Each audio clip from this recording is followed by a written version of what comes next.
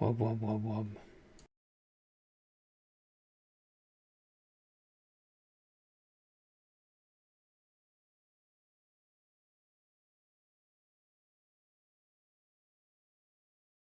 Oh, interesting. It's doing the it's doing the thing again where the the chat window is just not coming up.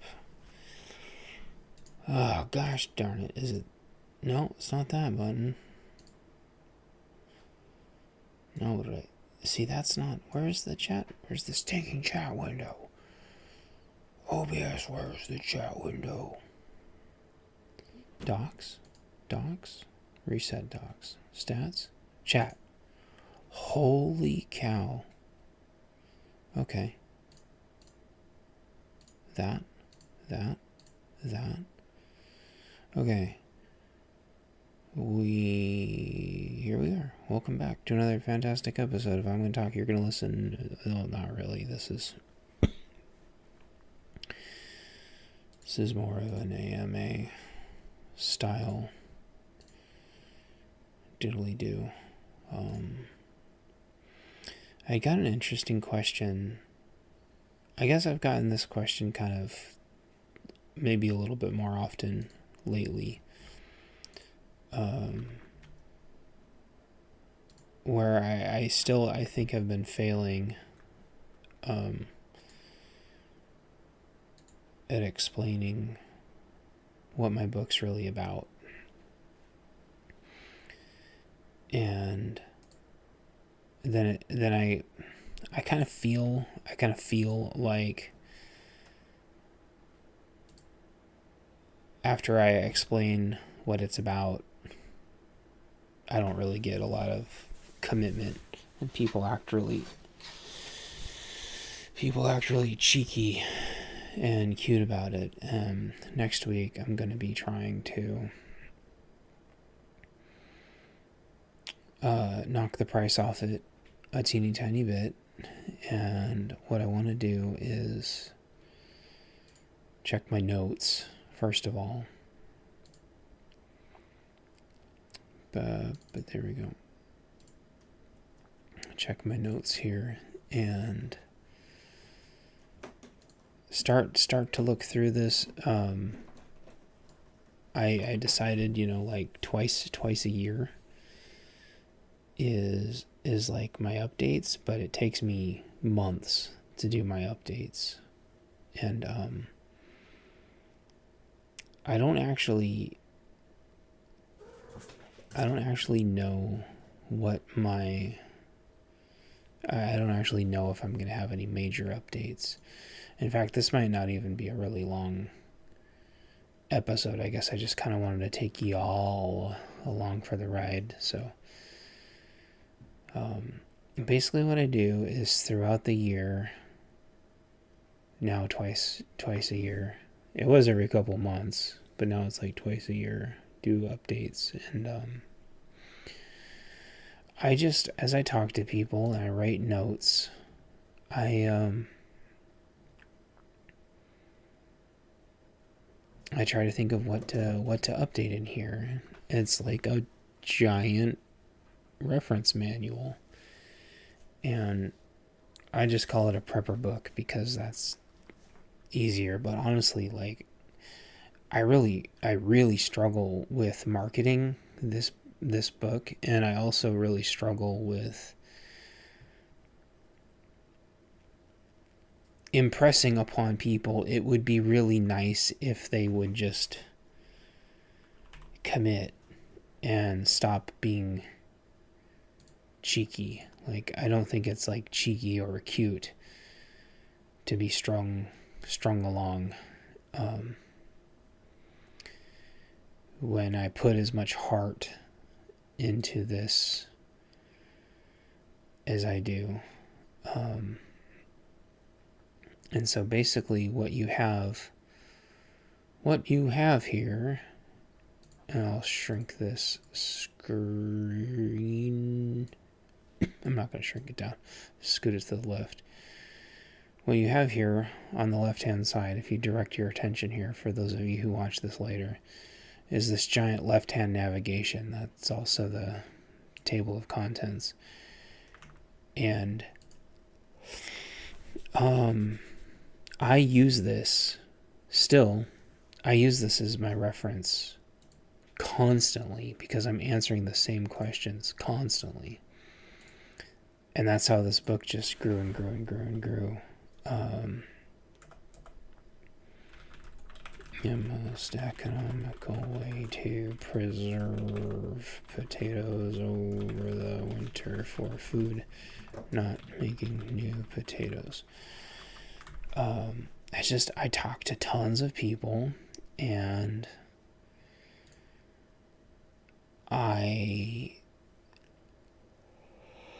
they remind me things, and it all feels like stuff that should be written down. It feels like stuff that should be written down. Like,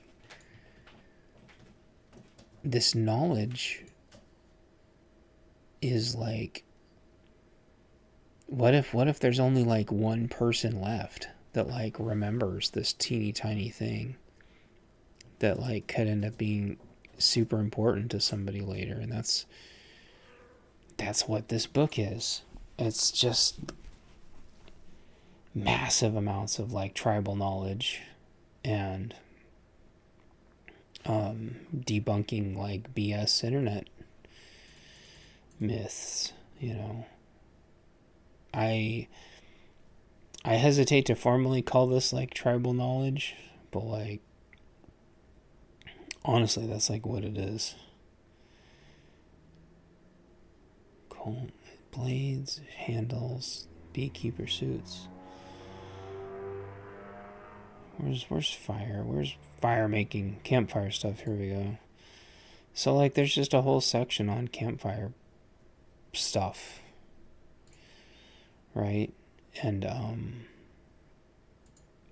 so like somebody the other day said, don't forget to not burn treated lumber. And so I went and wrote myself a note, and then what I'm going to go do is I'm going to go through here and make sure, you know, I have that. And people give me like 5, 10, 20 of these little anecdotal reminders like every year. And I'm like, oh yeah, that's a good one. And the problem is like with us preppers and homesteaders and people who go camping, and you forget more than you'll ever remember. And so it's like, oh yeah, I remember someone telling me that once, like don't burn treated lumber. And it's like, shoot, I hope I remembered to write that down in here, because the problem is, like, I've said this before, I wish I could go back in time and talk to my grandmother when she was 30, I'm like, you don't know me, but a really long time from now, I'm going to wish that I knew all the things that you knew now. And then I would like to learn from her mom. I'd like to know how they learned all this. I want to go back in time and go to my ancestors' homesteads. Like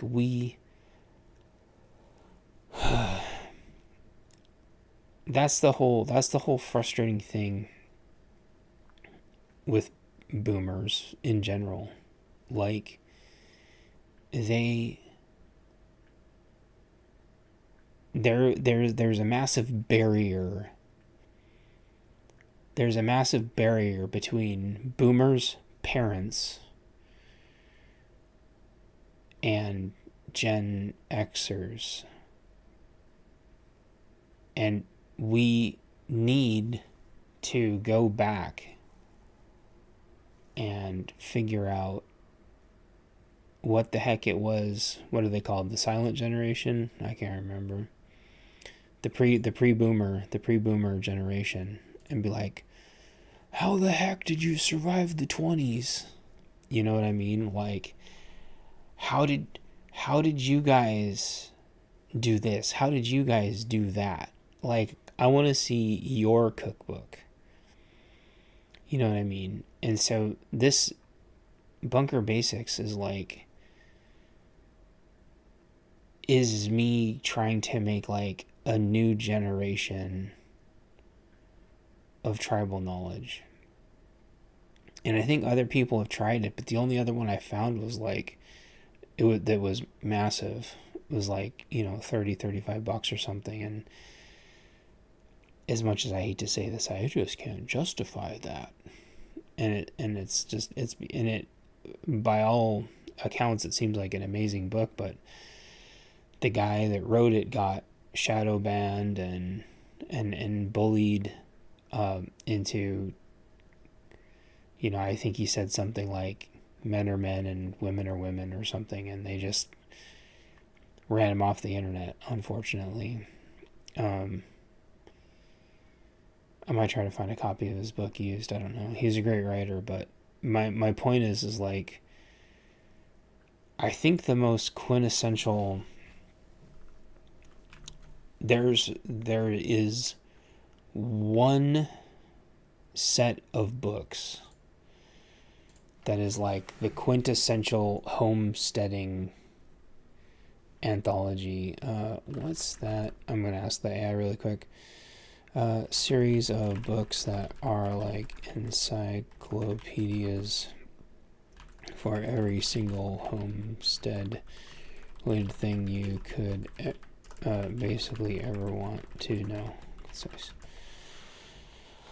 So the Foxfire series, the Foxfire books, starting with the Foxfire book, and holy shit, I said concise.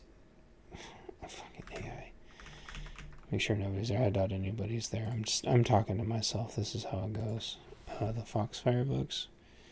Complete, concise, real-world homestead encyclopedia. They were compiled from interviews with Appalachian elders.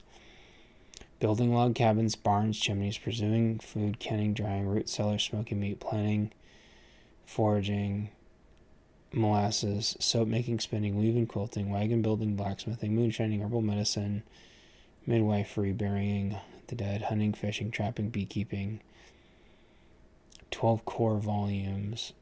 Foxfire. Is that? I'm gonna double. I think I'll know as soon as I look at it. I just remember they were expensive as hell. Yeah, they are expensive as hell. It's like $270. But it's like everything you could like my point of all these books is like you could restart society with these, but at least enough to survive.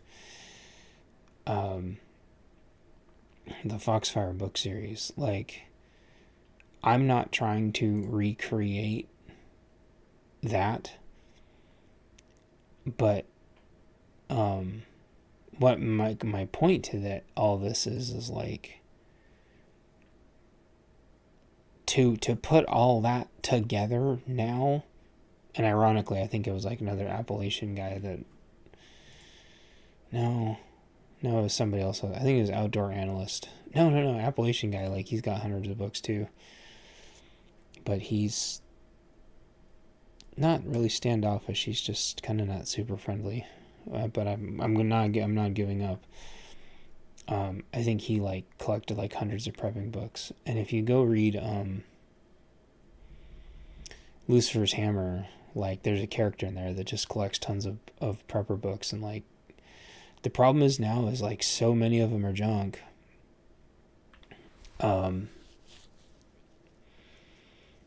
You have to kind of do what those Foxfire books are, implying it, which is like get a specialized book for every single thing.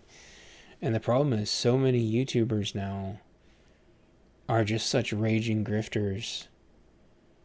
And, I have the essayist handbook. Essayist handbook is good book. Okay, like,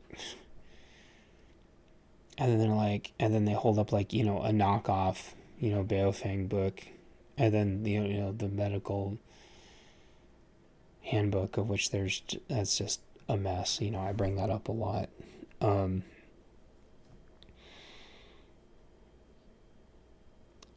There's just there you have to. My point is, like, you have to kind of vet your prepping books, and I think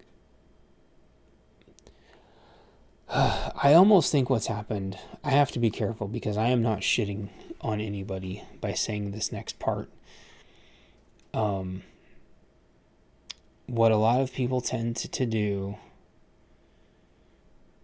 is go the digital route of all the books that have been pirated over the years, but that are kind of like the widely accepted starting point, and then they throw those on a USB stick, and then they throw them in their Faraday cage, and then Bob's your uncle. In a kind of funny twist of something that I wouldn't normally agree with, that is really almost better than people buying crappy books. Does that make sense?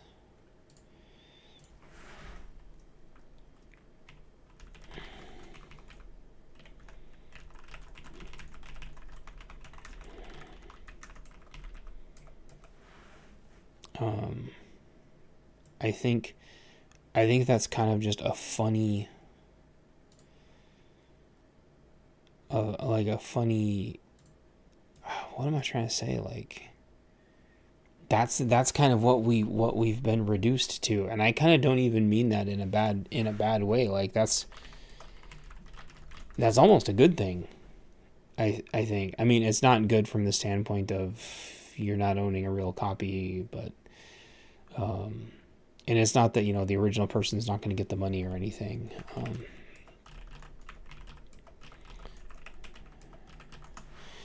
I think it's more like, at least there's kind of like a widely understood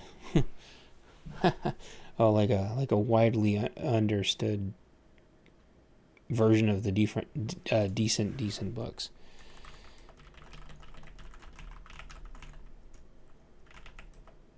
Whereas, like, these days, it's almost like we're slipping in the other direction. Kind of the one caveat was, I thought it was T-Rex Arms that was like kind of like reprinting all the military manuals into like better copies with like better images and stuff. Because, like, I'll be honest with you, and I did an episode about this. A lot of the best books for prepping, at least in terms of like force on force stuff, are still the military manuals. And that's just crazy, and you can still get those for hella cheap. Ah, crap, I was supposed to remember something. I don't know. I have a hard time because, like, I remember more than I forget. And I forget more than I remember, and I remember everything at the same time, and I can't kind of grasp most of it before the rest goes away. I just think, like, we need to find ways of, like, sharing this tribal knowledge. Things like, don't burn, treated wood.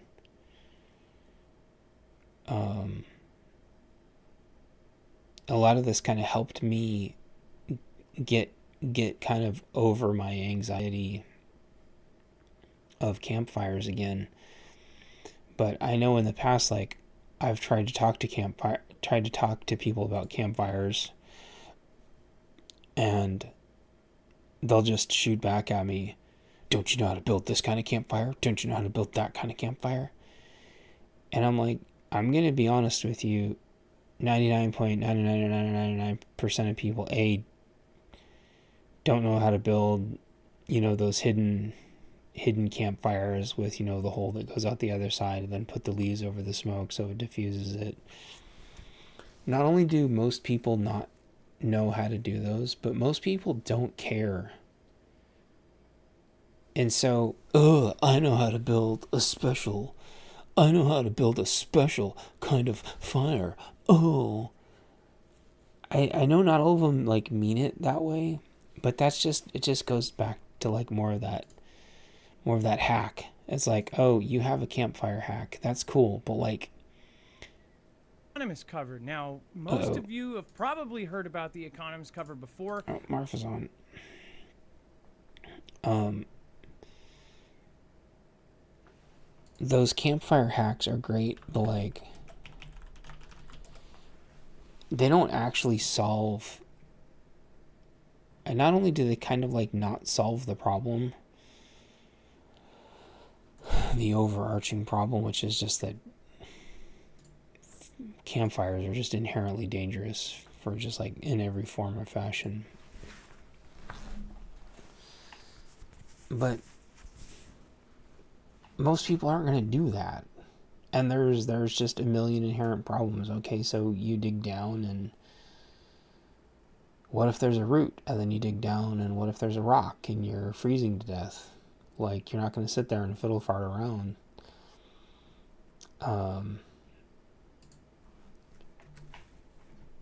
It's I can't even remember the name of that fire right now. It's got some cool name. Like, there's just so many things that preppers throw around. And I think they just don't realize that it just comes off as like condescending and a hack. And something that like nobody actually does except to just like jerk off to all your friends. Like making a feather stick is like super useful, but like sitting there and like whipping out the bow drill. I started a fire once with a bow drill. Dude, I don't care. So what? Okay. That's fun. That's cool. That's fun. I could survive, man. You know what? Like, so can I. BRB, by the way, the cat made a mess. Be right back. Bitcoin's bleeding on the floor, 91 and dropping more. Ethereum's gasping, Litecoin's cool, holding steady, breaking rules. ETF flows in reverse, BlackRock's dumping, that's the curse. Whales are swimming, retail's dry, fear and greed just kiss goodbye. We're flying blind, no CPI, Fed's got fog lights in their eyes. Unemployment's off the books, but we all know how that chart looks.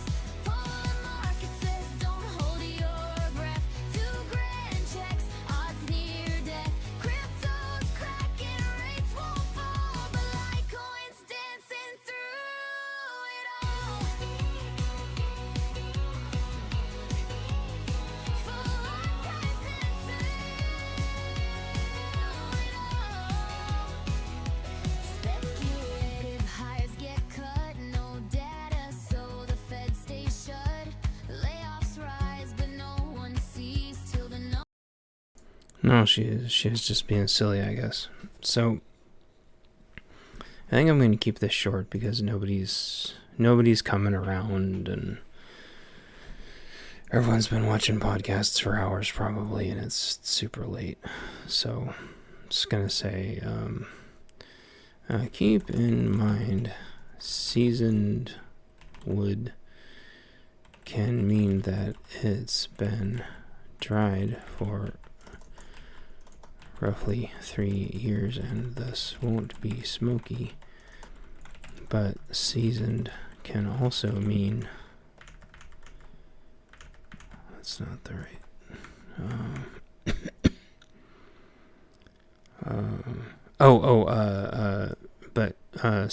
But not to be confused with treated wood. Seasoned wood means that it's been dried for flavors, but not to be confused with treated wood, like what people use to build a deck or porch that is full of chemicals and oils.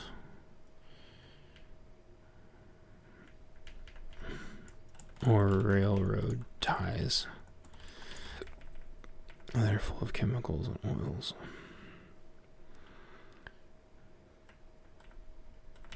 Decks. Porches. I build a deck. Porch. Deck. Porch. Or like railroad ties that are all full of chemicals and oils. So there we go. Like, I just added a new little thing, and I just kind of do this until I've added in enough new things. Yeah. To where I think it would help more people. And this was kind of a pivot from when I used to write my fiction and, scramble trying to get fiction out in time for the next SHTF. But now I've got my newbie prepper book to try to get out before the next SHTF. Think of it like a modern book of tribal knowledge. In the form of a reference manual.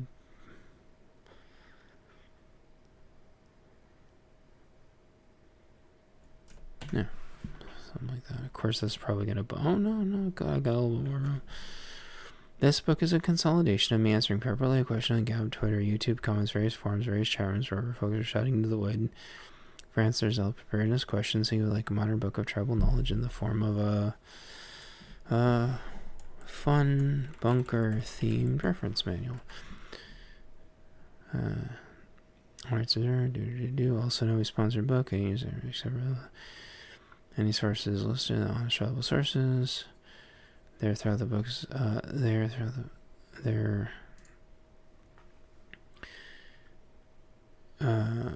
referenced throughout the book as appropriate, and appended again towards the end, but forgeries is new hotness and stealing other people's art and paper books. Spend the next few minutes on I dedicate this one. Yeah. So, I probably wandered and meandered and rambled and stuff, but like, this is just like really near and dear to my heart, and people keep telling me it's pretty decent, and I know I've triggered people in the past because I keep making little updates, but it's just like a reference manual, and I should be able to make, updates to it. I am going to be making a part 2 if I get 25 reviews, and I'm up to 10.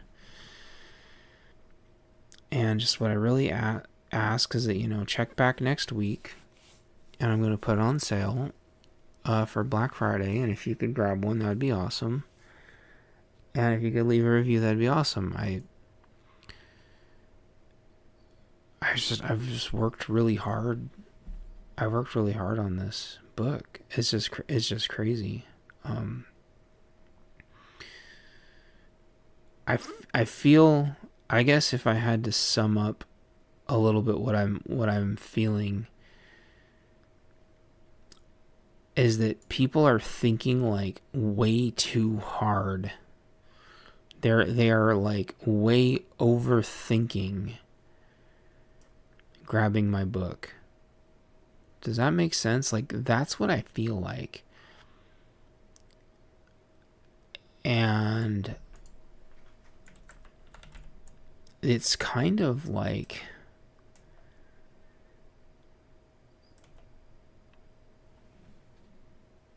it's just, I guess, another way to just discourage me. It discourages me because it's hard enough to get people to talk to me to begin with.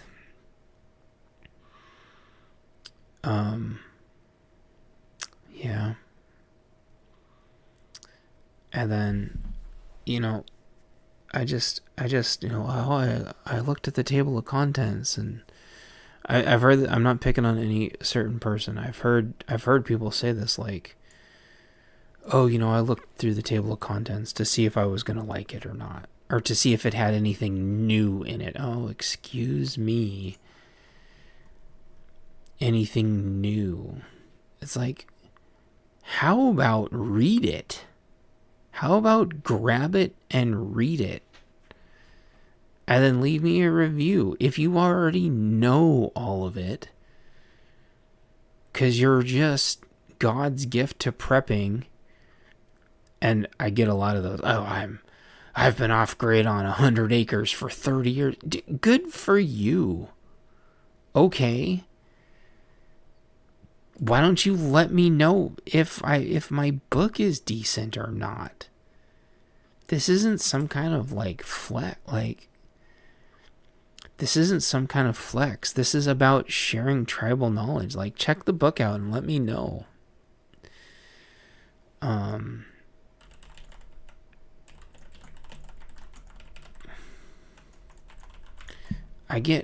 It's just like you're missing the point. You're missing the point if you're going through this trying to figure out if it has anything new that can help you. If you're just, God's gift to prepping and you already know everything, and you could have just written this yourself because you just fucking know everything, why don't you grab a copy and check it out and help me out? Like, the universe doesn't revolve around you. And that's not just one person. There's at least 3 or 4 different people. Oh, there, I live on X amount of acreage. Dude, okay. So, help me out then. And it's just, it's crazy to me. This is just why so many preppers just aren't going to make it. It's why they're not going to make it, because they miss the point of the assignment. Isn't that how the saying usually goes? Like, you miss the point of the assignment. Help another prepper out. Help. You could be helping 100. You could be helping 100 preppers out. You don't know how many preppers. Roaming. Oh, good, you're here. I think I was going to tell you a story last time, and I think you left before I could tell you the story. And I don't know, someone else was supposed to tell you the story, but I don't know if they did. So if you missed it, I want to tell you the story. So, I think I'd seen you on somebody's channel. I think this was before Four Horsemen. I can't remember. There's a difference between a prepper and a hermit. I love that. Dude, that is a t-shirt. And you need to have like a little crab. And the crab is like sitting in his little shell looking at the prepper guy. And he's like, you and me are not the same.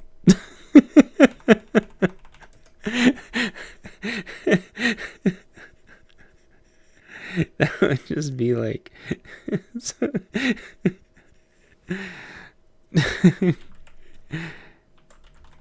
maybe it's like a crab, like a crab in a shell talking to a turtle, and he's like, the turtle is like, hey friend, and the crab is like, we are not the same. And he picks up his shell and walks off. sideways, and the turtle's like, "Come back!" Like, oh, that's so funny. Hold on, I gotta do something. That is so funny. Turtle talking to hermit crab on the beach. Okay, so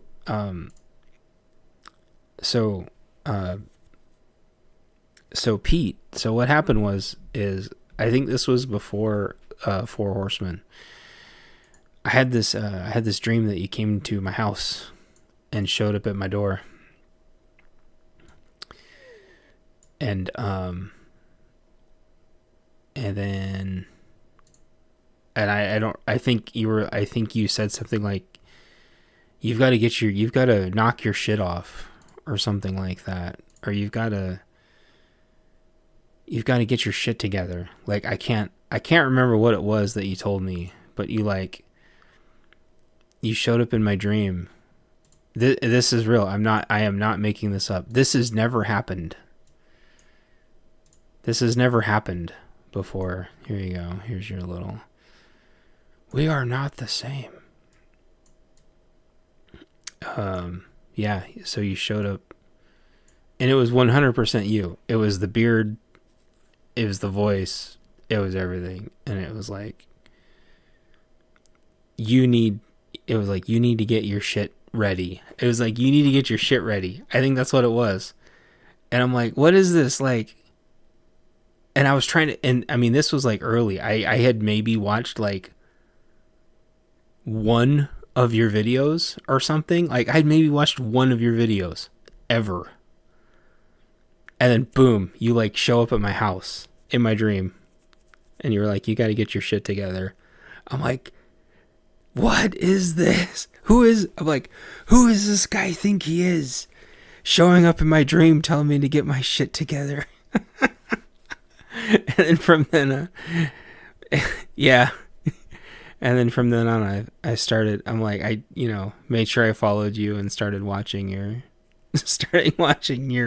videos. Isn't that crazy?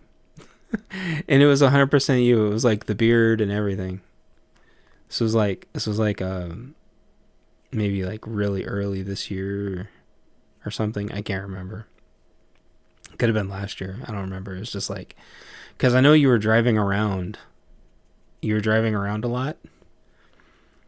Yeah, you tell everyone to be ready. Yeah, well, you showed up at my front door in my dream and told me to be ready. That's never happened before. And it was like, it was so vivid that it was like basically real. I mean, it may as well have been real. Like, that's how vivid the dream was. And I'm like, oh crap. Okay. I guess this is serious. As well. I usually don't have really vivid. I mean, I have long strings of like vivid dreams, but never. It's very rare like that. Like, that was it was basically real, and usually like when stuff like that happens, it like kind of tells me I should be like really focused on something. And there was another incident. I'll throw it up on the screen here in a second if I can find it. There was a trending messed up house on Twitter about a week ago where it was a crappy row home built up against another house. Are you familiar with this? I'm talking to the Grok. Hold on. I think you're referring to the viral story about the poorly constructed addition of a suburban house in Fairfax, Virginia. Can you point me back to the main tweet, please? I want to show you this house because I saw this house. Well, no, that's not. Gosh darn it, where is it? You lied to me, Grok. Don't lie to me. No, I want to see the house. Had a wicked ugly dream the other day, woke me up like an ES alert, and I turned on my TV and the dream the city was burning. Yeah, so you know what happened? What happened to a friend of mine? He lived in California, and he was not a prepper. He was as Californian as you could get. His parents were very Californian, right? They were very, very, very Californian. And that's a different picture of it, but that's a pretty good picture too. They were very Californian, and he said one night he had a dream and woke up that he walked out of his house and there was, a mushroom cloud, 1,000 stories high, and he got vaporized. And he goes, I've never watched anything like that on the news in my life. I've never watched any movies like that. I don't even think about that. He's like, I don't even think about that. And he's like, I'm scared shitless. I don't know what to do. And I think it's time to start. He's like, I think it's time to start prepping. I'm like, geez, dude. He's like, I think something's going to happen. And I'm like, I believe you. I believe that you think something's going to happen. That's fucking terrifying. So this house, and so I had one of these like crazy vivid dreams the other night about, and I mean, I have vivid dreams all the time, like usually sometimes for like weeks, but they're usually, my point to all this is they're usually not something that has just such like an insane impact, I guess is what I'm trying to say, that just like smacks me upside the head like this strong. So hold on, I want to put up a couple different pictures of this. Oh, this is so wild. This house, have you seen this house? This is in Virginia. I'm going to put up a couple more pictures in a second, so bear with me. This is a real house in Virginia. This isn't CG or AI. This isn't AI. This is a real house being built. And just look at this house. This is the most insane shit I've ever seen. I think folks are subconsciously putting things together. Did your friend start prepping? Yeah, he did, and they moved out of California. He did. Him and his brother moved. Completely got out of California after that dream. He noped right out. And so this is a real house. There are very long videos of this. This is not AI. This is not AI. This is a real house. And mute. Nope. Mute.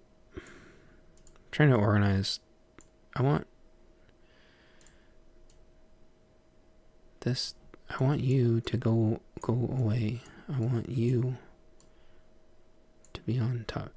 This is a real house. This right here is a real house. This was going viral the other day. I saw this house on Twitter. Well, whatever the hell. Does it have a hotel? So you don't know this. You're not familiar with the story. So let me throw you can bookmark this for later. Bookmark it for later in case you want to review it on your show, because this is just insane. It says, a Virginia homeowner defends his controversial build project. A Virginia resident is telling his side of the story after a large addition being built on his property received significant attention. Mike, a Vietnamese immigrant who says he's lived in Fairfax County home for 20 years, granted Border Hawk a tour of his construction project, which has sparked local and national backlash. As soon as it got up to the third floor, I noticed a lot of people going by with their cars. It's something that our family decided to do so we can have space for the kids in the family. Mike said people began harassing him, taking pictures and videos of his home, and even berating his young children in the yard, so he installed security cameras. Interest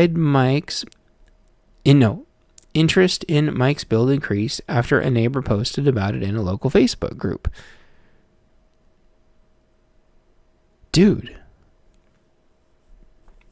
It's funny that you say that, so I'll get to that in a second. People, yeah, so he installed security cameras. Interest in Mike's build increased after a neighbor posted about it, yeah. His neighbors also expressed concern about the project in recent interviews with Fox 5. It feels like it's not real when you see it. It's shocking. We're all just concerned that if it could happen to her neighbor, it could happen to any of us. I'm still confused as to how it was approved. Leonard, who lives in the shadow of the new structure, says he has been waiting for clarity on this issue. I love this neighborhood and the people in it have been so helpful. Just feels like there's nowhere else to go. Mike asserts he followed all regulations and his contractor built in strict adherence to the plans approved by Fairfax County. However, the build has been suspended due to a corner of the structure encroaching upon setbacks.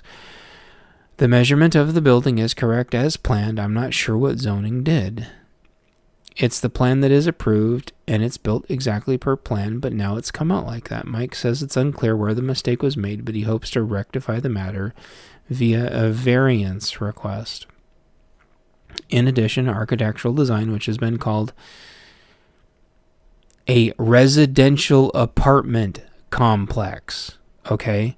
A residential apartment that's not a thing that exists in America. It's called a homeless camp. Mike hopes its modern style will blend better with the original structure if he's able to eventually repitch his existing roof. Did he stick a hotel to his house? Yes, that's exactly it. He was moving his whole family. He's moving his whole family into this house. That's exactly it. And I wish I had one. Well, this is kind of from the other side. Yeah, he's moving his whole family in here. He built a multi-family domicile directly attached to his house. It actually kind of looks like a garage and like 2 floors above it. So super janky. Now, it's funny that you said shotgun style house. As soon as I saw this, I had a dream that night of the house being riddled with giant shotgun blast holes from every direction. Like people just, in my dream, in Minecraft, in my dream, this exact house was a real house attached to a real house in my dream.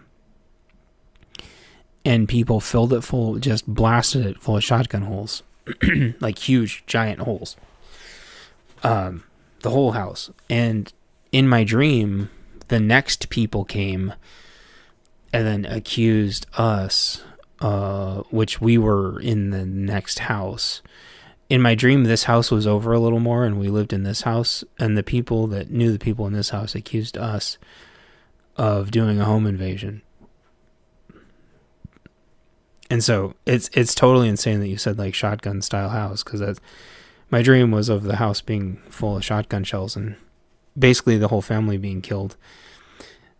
And so I that was like just an insane like visceral reaction to this. And here's the problem. Well, not the problem. Here's the thing. And kind of the whole point to all this is like this is extremely visually jarring. I kind of think like that if it's your property, you should be able to build whatever you want on it. But I get why people would have such a visceral reaction, and it makes me wonder for y'all down in the chat, how would you feel if someone built that next to you? But again, the same thing, like you said, it's a multifamily residential that's already on residential zone property. I don't even know how you get water and electricity and stuff, and not only like the plumbing and the sewer. It would just be insane. Anyway, so yeah, I appreciate you, and thanks for swinging by. And I'm glad somebody swung by. I didn't have anybody to talk to, so I'd love to hear from people what would happen. I think it would be like a very naturally like visceral reaction. It stirs up a lot of emotion, that's for sure.